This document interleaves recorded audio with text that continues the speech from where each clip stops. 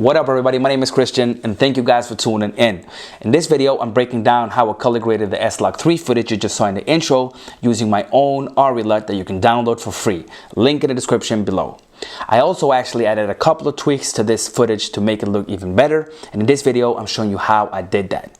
But before I go on with this video, I just want to emphasize the importance of getting your footage right in camera. So you should be mindful of exposure and white balance, and this is really important for your end results, because even though the color grading process I'm showing you guys today is super simple and straightforward, it won't work if your white balance and your exposure is not correctly. I will be making a video about exposure and white balance, but long story short, exposing correctly in this case, at least for this LUT, is exposing in the middle, which means you shouldn't be overexposed too much and you shouldn't be underexposed too much. The white balance is super important. If you have it too cold or too warm, it will affect all the colors in your image. Therefore, it's important to make sure that your footage is exposed correctly and the white balance is set correctly in camera.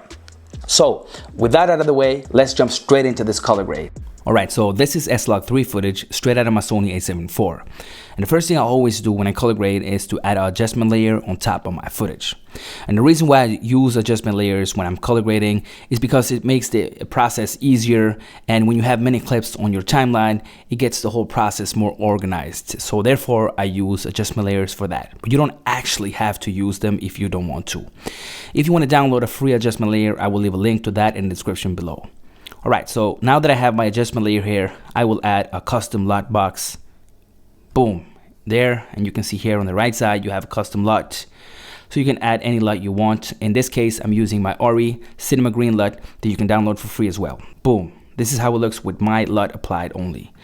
So as you can see here, I got back a lot of saturation, I got back contrast and a little bit of a green tint in the shadows here that I really like, and it's not so aggressive, so you can use this LUT as a base for many different color grades. The only important thing you should be mindful of if you want to use this LUT for your color grading process is to make sure that your exposure is set correctly in camera. Like I said in the intro, you should be in the middle here, as you can see here, somewhere around 15 to let's say 80. It's a good place to be. So the next thing I do after applying my Arri Cinema Green LUT is to actually go in here and add a color wheel. The first thing I want to do here is to add a little bit contrast to this image by pulling down the shadows a little bit. Now the next thing I want to do is to introduce a little bit of blues in this whole image, and by that I'll just drag this a little bit down to the teal side. As you can see here, the image is now very blue, and I'll fix this in a second, but it looks way better now. It looks more cinematic and I really enjoy this look. The next thing I do is to actually introduce a little bit of warmth in this image. So I go into the shadows here and add a little bit of warmth in this image by dragging this to the red side. I usually use this as a reference. In this case, I'm a little bit to the right side of this line. So this looks pretty good. I'll add a little bit more. Let's see. Like so, looking way better already, and I can drag a little bit of saturation in this whole image like so. Before, after. Now the next thing I want to do is to drag down the overall exposure just a little bit like so. Alright, so this looks pretty good. And so now after adding the custom LUT and adding the color wheel, I actually want to add color curves. So the color curves is important for the final touches of this look. I add a control point there and drag this a little bit up like so. So you can see it's not a big difference, but like I always say, it's the small tweaks that makes the difference in the end. Now, the reason why I add a control point here, by the way, is that if I don't do it, I will affect different parts of this image with this blue. So adding this control points makes it easier for me to only affect the image with blues in the shadows from this point to this point. So it's pretty easy and straightforward, guys. That is basically it. That's before and that's the after. This is the before and this is the after.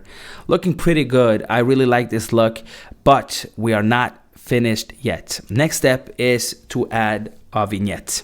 Drag this on top of my adjustment layer, then drag this before the LUT and drag the intensity down to, let's say, something like that. yeah, that's pretty good.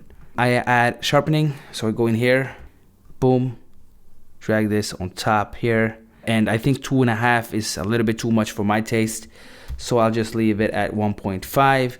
And the reason why I'm adding sharpening here is because Picture Profile 8 has -7 in detail by default, so the image doesn't look so digital, and it's easier to add sharpening than removing it in post. So I always shoot in that picture profile and add sharpening in post. So I could go crazy here, but you know, it doesn't look so good. I could actually go for 2.5, but I think that 1.5 is enough. All right, so that is basically it, guys. Now everything is color graded, before and after, and yeah, before, after. Pretty happy with the results. I hope you guys enjoyed this video.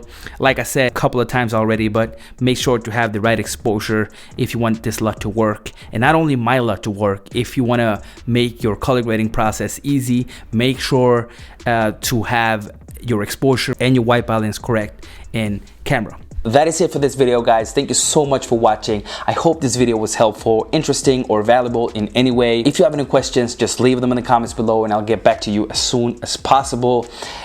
If you like this video though, I would appreciate it if you gave it a like, because that will help the algorithm to show this video to more people, and then again will help me in the end. And also make sure to check out my Instagram, where I upload reels, stories, posts, photos, videos, and all that good stuff when I'm not posting on YouTube. Thank you so much for watching, guys. Have a great day. Peace.